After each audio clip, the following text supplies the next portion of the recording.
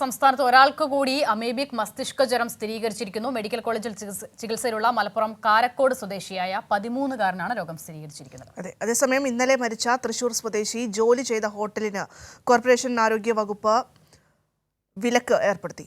പനി ബാധിച്ചതിനെ തുടർന്ന് ഇന്നലെ വൈകിട്ടാണ് 13-കാരനെ കോഴിക്കോട് മെഡിക്കൽ കോളേജ് ആശുപത്രിയിൽ പ്രവേശിപ്പിച്ചത്. തുടർന്ന് നടത്തിയ പരിശോധനയിലാണ് രോഗം സ്ഥിരീകരിച്ചത്. ഗുരുതരാവസ്ഥയിൽ ഉള്ള കുട്ടി ICUവിൽ ചികിത്സയിലാണ്.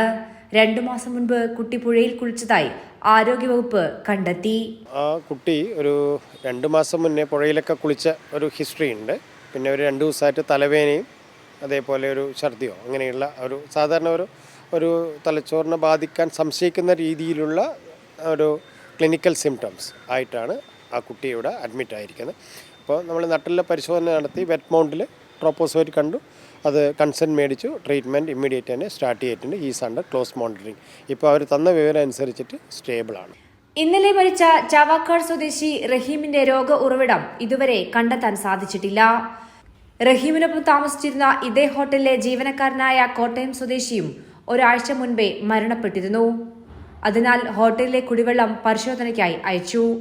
പരിശോധനാ ഫലം വരുന്നതുവരെ ഹോട്ടൽ അടച്ചിടാൻ കോർപ്പറേഷൻ ആരോഗ്യ വിഭാഗം നോട്ടീസ് നൽകിയിട്ടുണ്ട്. കൈരളി ന്യൂസ്, കോഴിക്കോട്.